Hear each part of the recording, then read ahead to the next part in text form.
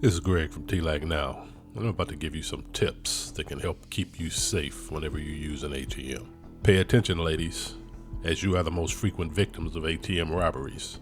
Most of these tips are plain common sense, but being that sometimes common sense is not that common, we thought we should share them with you again. First off, if at all possible, conduct all your ATM transactions during the daytime.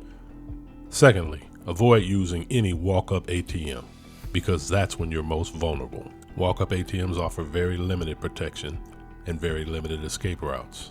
That's why it's always safer to be in your vehicle where you have more options. If you have the time and patience, your best option is always the drive-through window.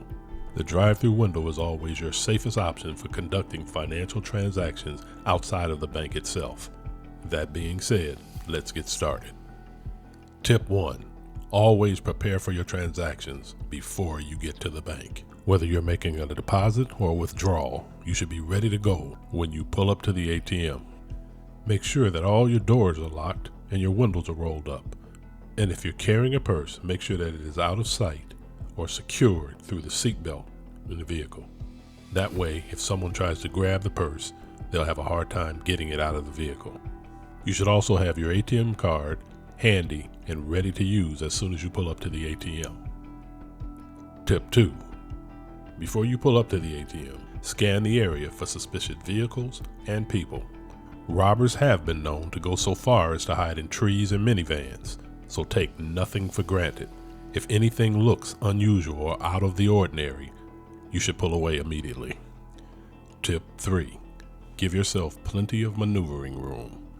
When you approach the ATM lane, if there's a vehicle already using the ATM, make sure that you pull far enough behind that vehicle so that you're not boxed in by the curbs on either side of the ATM lane.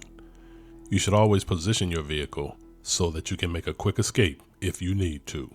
Likewise, if you have a vehicle that is parked behind you and also waiting to use the ATM, you don't want yourself to be boxed in, so make sure you leave enough room in front of the vehicle that you can drive out and away from the lane if you have to. Tip 4. Pull up as close as possible to the ATM. When you approach the ATM, you should position your vehicle as close to the ATM as possible. You should never have to extend yourself through the window to access the functions of the ATM. When you do this, you put yourself in a very bad position. 1. You allow room for someone to come in between your vehicle and the ATM and possibly rob you. And 2. You reduce your peripheral vision as you have to turn to face the ATM, cutting down on your situational awareness. By doing this, you open up several blind spots. Also, you should never exit your vehicle to conduct business at the ATM. This is an open invitation that says, hey, I'm getting money out of the ATM, come rob me. Just take a look at this gentleman. Do you think this was a wise decision? When you begin to use the ATM, if your ATM allows you to use the tap function, do so.